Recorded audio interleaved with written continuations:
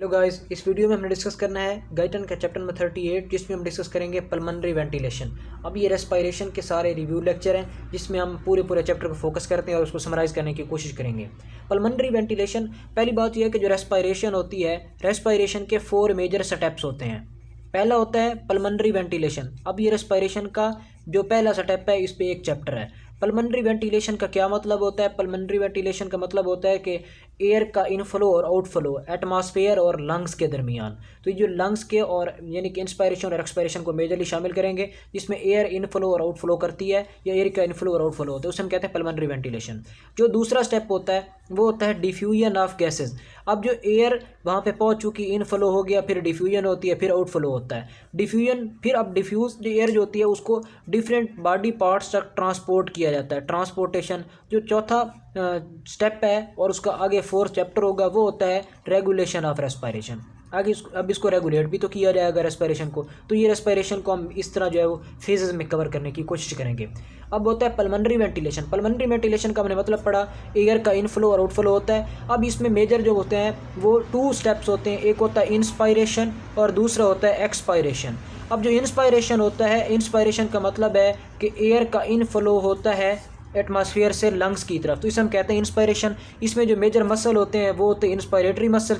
Inspiratory muscle में होते हैं एक्सटर्नल इंटरकोस्टल मसल। अब इसमें क्या होगा, रिब केज ऊपर की तरफ उठ जाएगा और डायफ्राम नीचे हो जाएगा ताकि लंग्स का जो वॉल्यूम है वो इंक्रीज़ किया जा सके। तो ये एक्सटर्नल इंटरकोस्टल मसल आ जाएंगे। उसके अलावा अब रिब केज को हमने ऊपर की तरफ लाना है, तो इसके लिए होता है स्टर्नोक्लेइडोमास्टाइड मसल, स्टर्नोक्लेइडोमास्टाइड मसल। और उसके अलावा यहाँ पे होता है, अब ये एक्सटर्नल कोस्टल हो गया, स्टर्नोक्लेइडोमास्टाइड हो गया, और स्केलिनस मसल होता है, स्केलिनाई एंटीरियर एंड स्केलिनाई पोस्टीरियर मसल। तो ये होते हैं इंस्पायरेटरी मसल। इसमें हम मेजरली हम डायफ्राम जो होता है वो सुपीरियर मसल के तौर पर, यानी कि जो एक सुप्रीम मसल के तौर पर काम करता है। तो ये इंस्पायरेशन हो गई। जो एक्सपायरेशन होता है, अब इसमें एक्सटर्नल इंटरकोस्टल मसल इंस्पायरेशन में था, यहाँ पे होता है इंटरनल इंटरकोस्टल मसल, और उसके बाद आ जाता है रेक्टस एब्डोमिनस मसल।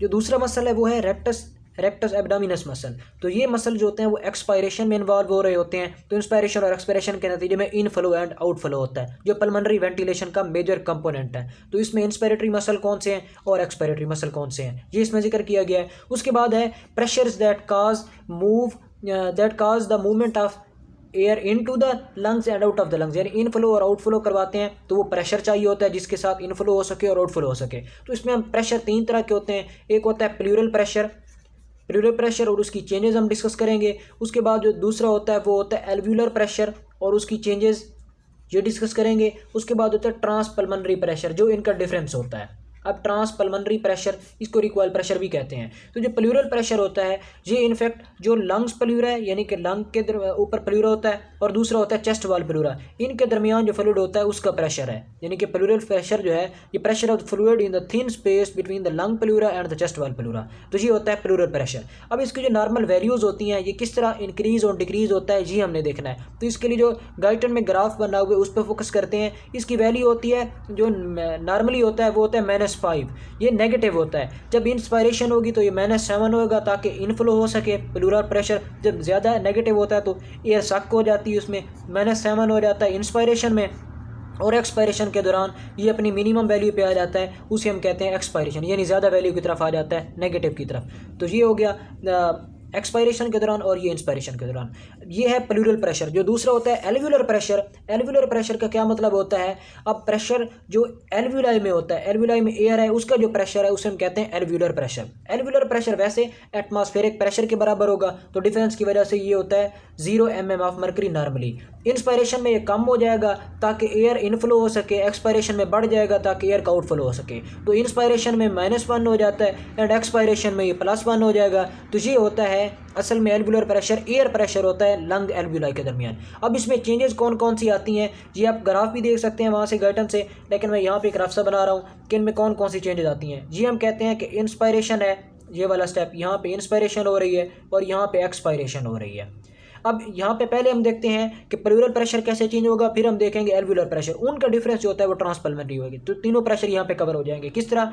अब हम कहते हैं कि -5 है यहाँ पे, तो ये -5 से -7.5 तक जाता है, तो इंस्पायरेशन में कम हो रहा है। कौन सा? Plural pressure. तो ये हो गया कम।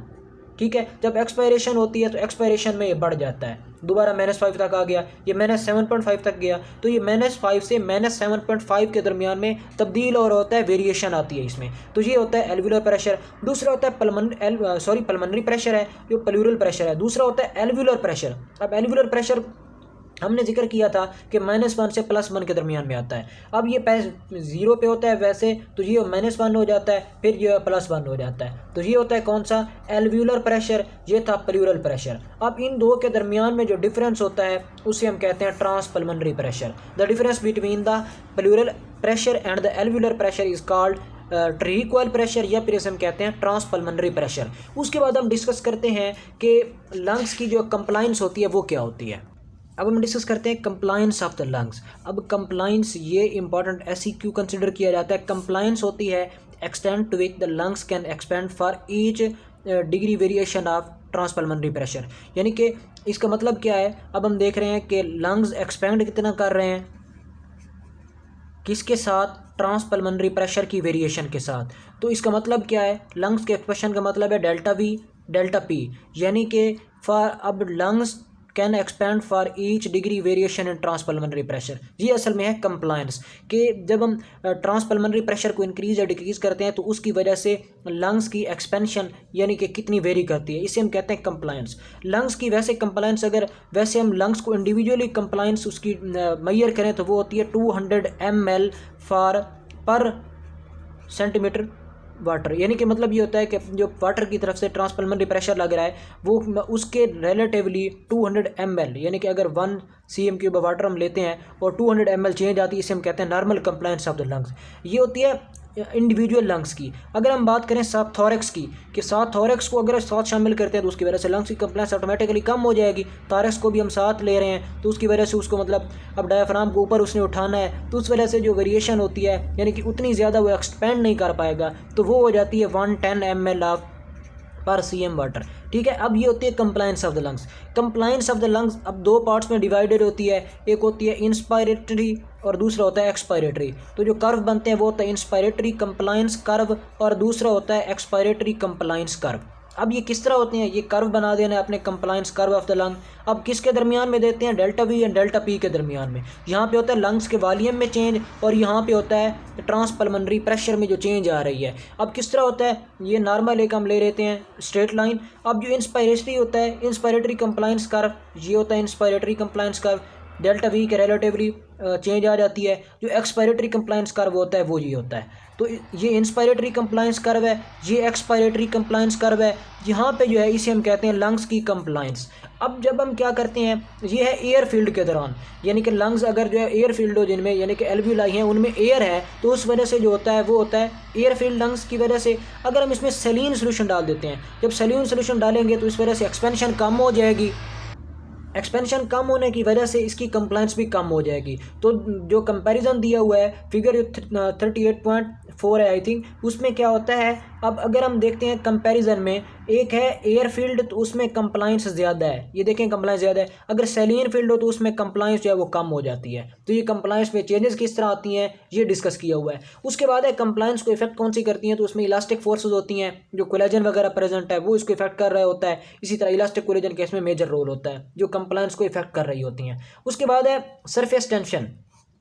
अब सरफेस टेंशन से मुराद क्या है, जो लंग्स एल्वुलाई है अगर हम कंसीडर करें यहाँ पे जो है ना, मतलब इसकी सरफेस के ऊपर वाटर है। अब वाटर के जो मॉलिक्यूल्स होते हैं वो एक दूसरे को इंटरेक्ट कर रहे होते हैं, उनके इंटरेक्शन की वजह से एडहेरेंस हो जाती है। एडहेरेंस की वजह से एक टेंशन डिवेलप होती है, इंटरमॉलिक्यूलर फोर्सेज। तो इंटरमॉलिक्यूलर फोर्सेज ये क्या कराती हैं, लंग्स को कंट्रैक्ट करा देती हैं, यानी कि जो एल्वुलाई हैं वो एक डीफ्लेटेड टाइप हो जाते हैं, क्योंकि ये सरफेस टेंशन कंट्रैक्टाइल फोर्सेज हैं तो ये इसको कंट्रैक्ट करा देती हैं, और लंग्स यानी एल्वुलाई जो है वो डीफ्लेटेड टाइप की हो जाते हैं, यानी कंस्ट्रिक्ट कर जाते हैं। तो ये होती हैं सरफेस टेंशन। ये असल में जो टेंशन है मॉलिक्यूल, वाटर मॉलिक्यूल की वजह से लग रही है, जिसकी वजह से असल में ये वाल्स के दरमियान टेंशन, इस तरह समझ लें। तो ये वाल्स को एक दूसरे की तरफ अटैक कर रही होती है, ये होती है सरफेस टेंशन, वाटर की मॉलिक्यूल लगा रहे हैं। अब क्या होता है, सरफेस टेंशन ये खतरनाक होती है, इसको डिक्रीज करना चाहिए। अगर डिक्रीज होगी तो तभी लंग्स जो है इन्फ्लेट कर पाएंगे, उनमें हवा यानी कि एयर जो है वो उसमें दाखिल होगी, इन्फ्लेट और डीफ्लेट हो पाएंगे। तो सरफेस टेंशन को रिड्यूस करने के लिए मैदान में आता है सरफेक्टेंट। ये जो सरफेक्टेंट होता है एक तरह का ये सरफेस रिड्यूसिंग यानी कि सरफेस एक्टिव एजेंट है। ये कहाँ से सिक्रीट हो रहा होता है? एल्व्यूलर एपिथीलियम होती है type 2 alveolar epithelial cell. Alveoli की जो एपिथेलियम होती है उसमें टाइप 1 एंड टाइप 2 टाइप की, आप हिस्ट्री में पढ़ेंगे, 2 टाइप के एल्व्यूलर एपिथेलियल सेल्स होते हैं। जो टाइप 2 होते हैं वो सरफेक्टेंट रिलीज़ करते हैं। सरफेक्टेंट रिलीज़ हो गया, इसकी कंपोजिशन क्या होती है? ये असल में लिपोप्रोटीन इन नेचर होता है। लिपोप्रोटीन सिक्रीशन होती है, मेजरली सिक्रीशन लिपोप्रोटीन होती हैं। उसके अलावा इसमें कैल्शियम आयन होते हैं। तो प्रोटीन इसमें होती है एपोप्रोटीन, और जो लिपिड होता है वो होता है डाईपाल्मिटाइल फॉस्फेटिडाइल कोलिन यानी कि लेसिथिन टाइप की एक यानी फास्फोलिपिड है। फास्फोलिपिड होता है, एपोप्रोटीन होती है और कैल्शियम आयन होता है। ये होती है सरफेस जो सरफेक्टेंट बन रहा है, सरफेस एक्टिव एजेंट है, उसकी कंपोजिशन। अब ये किस तरह इसको सरफेस टेंशन को रिड्यूस करवाता है? यहाँ पे वाटर है, इसकी सरफेस टेंशन डेवलप हुई है तो ये उसमें मिक्स हो जाता है, जिसकी वजह से उनमें एडहेरेंस यानी कि इंट्रैक्शन कम करा देता है वाटर मॉलिक्यूल के दरमियान में, तो सरफेस टेंशन रिड्यूस हो जाती है, लंग्स कोलैप्स होने से बच जाते हैं। अब एक तरह की इसमें क्लिनिकल आता है, वो होता है रेस्पिरेटरी डिस्ट्रेस सिंड्रोम। जो अगर बच्चे जिनकी प्रीमेच्योर बर्थ हो जाती है, प्रीमेच्योर बर्थ होती है तो उसमें 8th मंथ से पहले अगर हो जाती है, 7th मंथ में, इस तरह के प्रीमेच्योर बेबीज़, उनमें सरफेक्टेंट प्रॉपरली रिलीज़ नहीं हो पाता। जब सरफेक्टेंट नहीं आएगा तो उनके जो लंग्स हैं वो कंस्ट्रिक्ट कर जाएंगे, कंप्रेशन हो जाएगी, और ये इसमें जो है वो लंग्स इन्फ्लेट नहीं कर पाएंगे, तो इसमें ऑटोमेटिकली डेथ हो जाती है। तो वो क्या करते हैं, सरफेक्टेंट जो है उनको इंजेक्ट कर दिया जाता है, इस तरह वो बच सकते हैं रेस्पिरेटरी डिस्ट्रेस सिंड्रोम। उसके बाद है compliance of thorax and the lungs together, वो हमने पहले डिस्कस कर लिए, 110 ml पर सीम वाटर होती है। उसके बाद है सरफेक्टेंट्स, ये सरफेस टेंशन वाली सारी बात हो गई। उसके बाद है एंड पे एक ब्लू बॉक्स में दिया हुआ है work of breathing. Work of breathing से मुराद ये होता है कि अब वर्क से मुराद होता है कि एनर्जी इसमें कंजम्पशन हो रही है या नहीं। अब जो इंस्पायरेशन है उसमें वर्क रिक्वायर होता है, एक्सपायरेशन में नहीं होता। क्यों नहीं होता? उसकी वजह ये है, एक्सपायरेशन होती है इलास्टिक रिक्वायल की वजह से, यानी कि इलास्टिसिटी होती है लंग्स एल्ब्यूलाई में। तो एक बार वो इंस्पायर हो रही हो कहते हैं, यानी कि इंस्पायरेशन हो जाती है, जब एक्सपायरेशन होती है तो रिक्वायल कर जाते हैं, इलास्टिक रिक्वायल, जिस तरह एक मतलब बुलेट और उसमें हो रहा होता है राइफल में, तो इसी तरह का उसमें रिक्वायल होता है मोमेंटम की वजह से, इसमें भी इलास्टिक रिक्वायल होता है। तो इलास्टिक रिक्वायल की वजह से एक्सपायरेशन हो जाती है, इसमें वर्क नहीं होता। तो वर्क चाहिए होता है इंस्पायरेशन में। इंस्पायरेशन के लिए वर्क चाहिए होता है 3 किस्म का।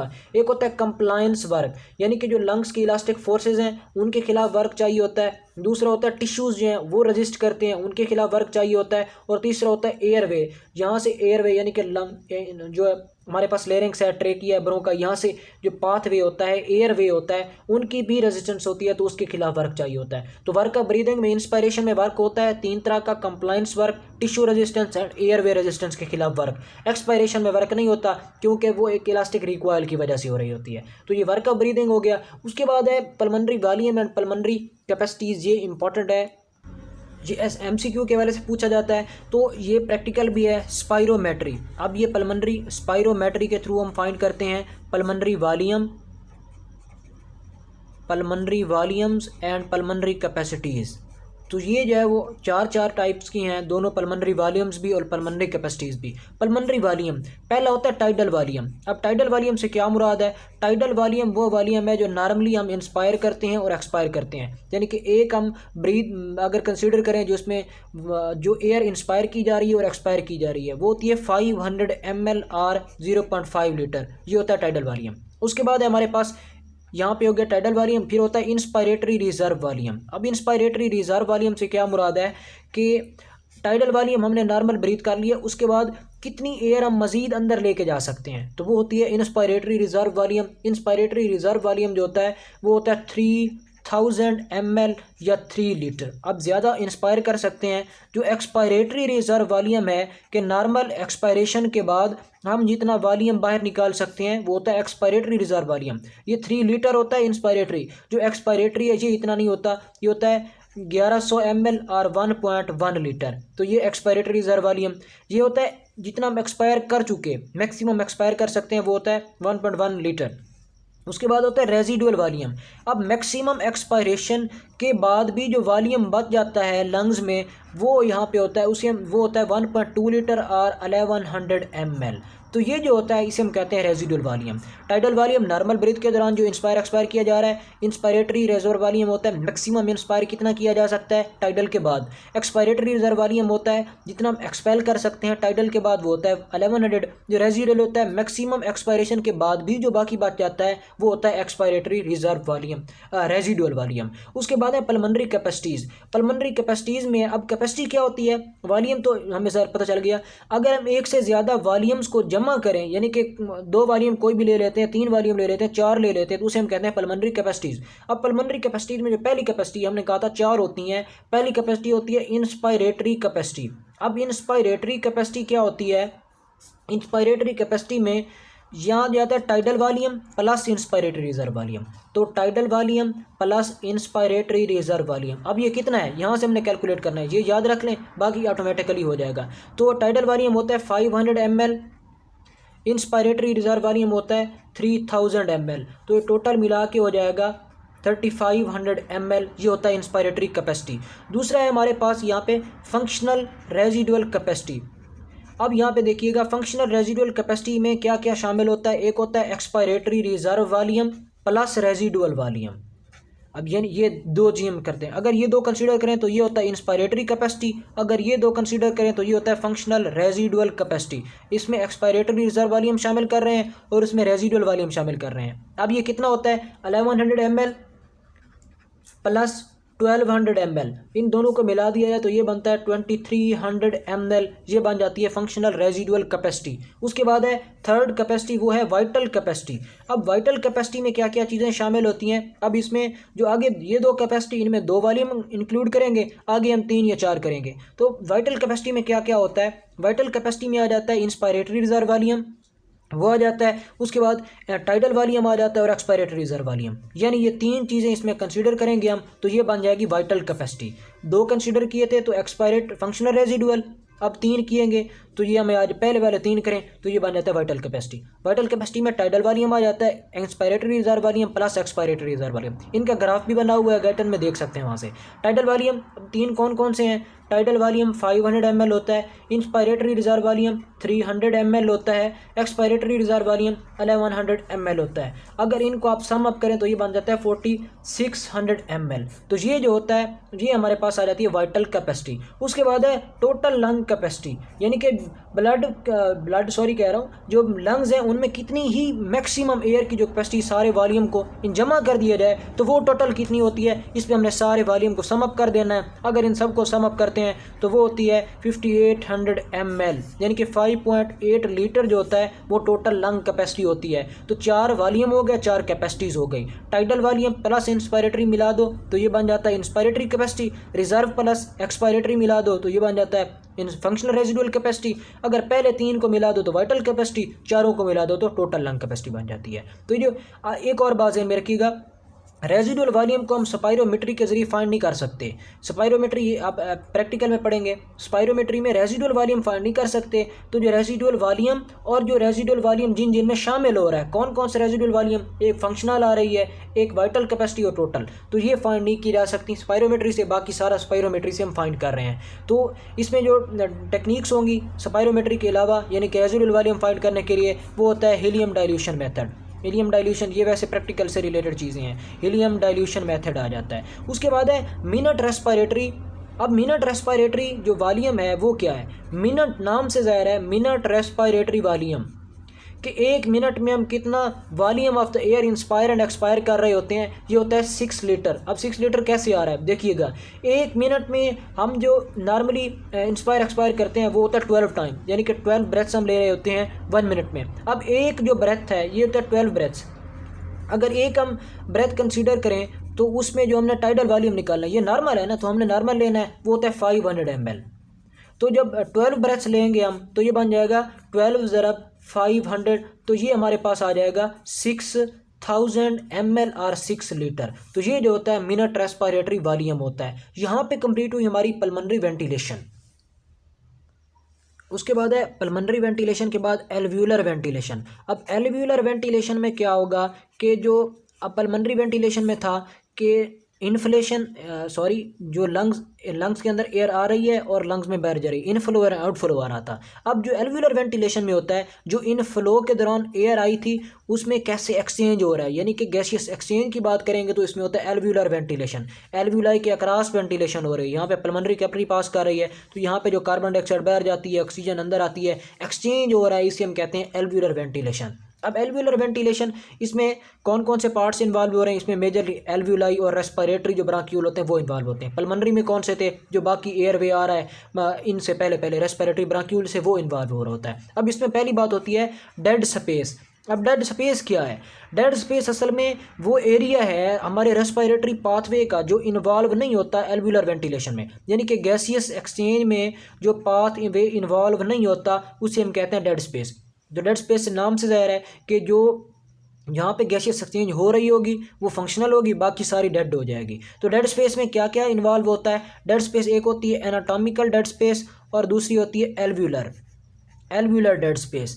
अब इनको मिला के हम कहेंगे फिजियोलॉजिकल, वो बाद में आती है। एनाटॉमिकल में कौन कौन सी आ रही है? अब देखें, फेरिंग्स है, लेरिंग्स है, यहाँ पे किसी किस्म की कोई एक्सचेंज नहीं हो रहा। इसी तरह ट्रेकिया है, ब्रोंकाई है, टर्मिनल ब्रांक्यूल्स हैं, तो इनमें किसी किस्म का कोई गैसियस एक्सचेंज नहीं हो रहा, इसे हम कहते हैं एनाटॉमिकल डेड स्पेस। तो जो एल्व्यूलाई में एरिया, अब एल्व्यूलाई का सारा एरिया तो गैसियस एक्सचेंज में इन्वॉल्व नहीं है, जो वो वाला एरिया जो गैसियस एक्सचेंज में इन्वॉल्व नहीं होता उसे हम कहते हैं एल्व्यूलाई का वो एरिया जो गैसियस एक्सचेंज में इन्वॉल्व नहीं होगा उसे हम कहेंगे एल्व्यूलर डेड स्पेस। इन दोनों को मिला दिया जाए, anatomical and alveolar dead space को, तो ये बन जाता है फिजियोलॉजिकल डेड स्पेस।